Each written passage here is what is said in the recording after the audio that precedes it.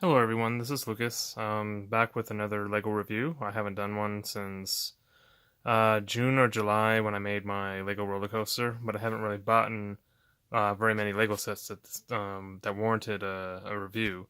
So this one was pretty special to me because I work at a library and it's a pop-up book, and obviously books and libraries go well together. Plus like Legos themselves go pretty well with the library.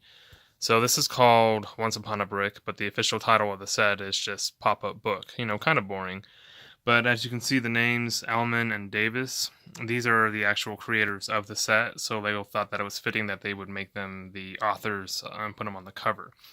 And pardon me for the roughness of this video. I'm going to try to do it one-handed. I don't have a tripod to really set up and do this with two hands, so it's going to be kind of tricky. But this is a fully functional pop-up book, and you can actually open it up with just one hand. And as you can see, the scene pops up. But the problem is there's not much space to store the little minifigures and other accessories that come with it. So we have two different scenes. The one that's already installed is Little Red Riding Hood. And you can see that she's right there, and she has some little pastries in her basket. And then behind here, you actually have two different grandmas. So you got the one with the wolf grandma. Just gonna fold up her legs, put her in the little bed there. And then you got the normal grandma. I'm just gonna put her out to the side here. Try to see if I can get this thing to straighten out a bit. I think it's straight. So as you can see, the windows open up, the door opens up, there's a little chimney there.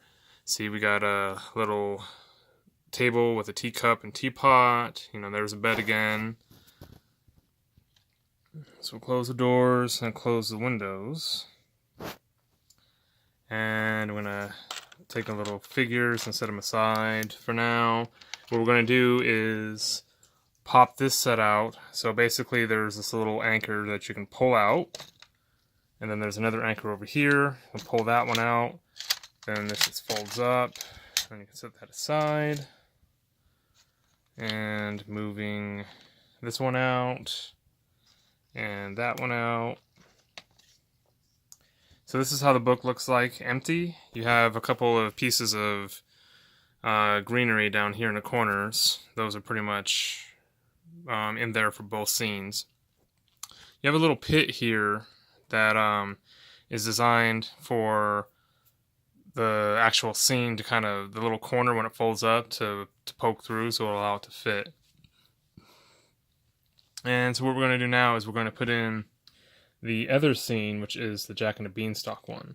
And this one's a little trickier, but it's also a little more impressive. So we got this little thing here that you can hook this to. And then you have a little anchor that's attached to a string that needs to go down here. And this is where it gets a little tricky, because this thing has to be up for you to actually... Whoa! See, this is why I need to get a tripod, because disaster is going to happen. Come on. It's a lot easier with two hands, trust me.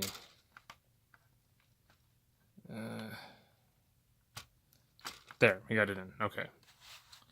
So that's in. Then we take this here and unfold it.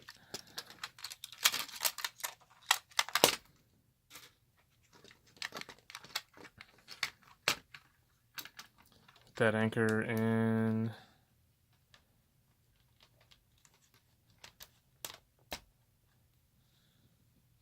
Put this anchor in.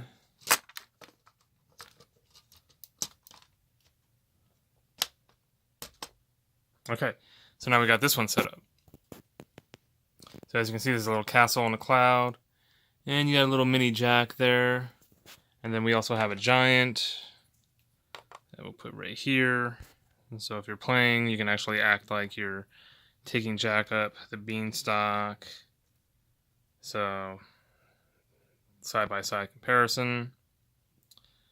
And yeah, so what we have going on is this little hill scenery, and we actually have a working windmill, so that turns. And so what the string does is it applies tension when the book is open that pulls back on these little pieces back here. And then when you close the book, it releases the tension and allows the castle to drop. So this is the book closed with the Jack and the Beanstalk scenery. Kind of looks like a book with pages on the side. And then when you open it up again, you'll see that I didn't anchor it correctly. How embarrassing. Alright, let's try this one more time.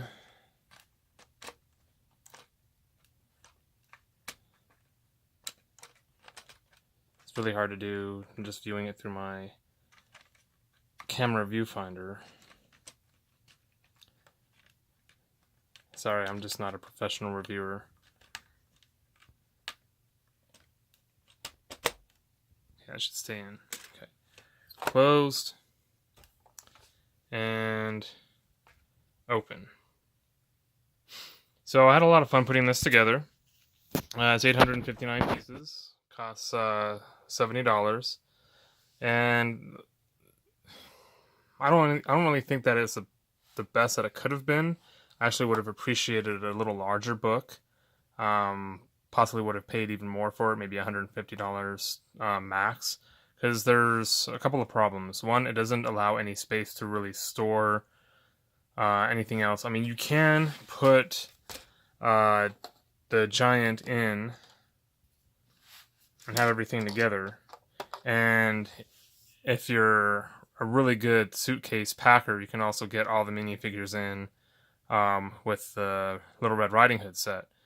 But it doesn't really close like 100% like it does with Jack and the Beanstalk and the Giant. But the major problem is it doesn't allow enough space to include the other scene, to store the other scene inside the book when you have it closed. So you're gonna find that you need to have another bag or a box to keep the other set in storage.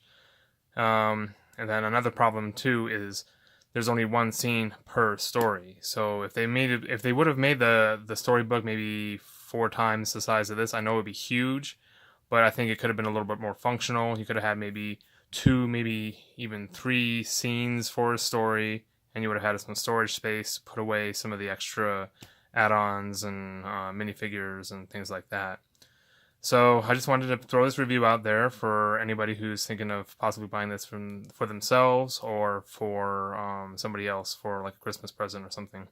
So anyway, that's my review. Sorry it wasn't better. Hopefully I'll get a tripod so the next time I do get another special Lego set, I can do it more professionally. But thanks for watching.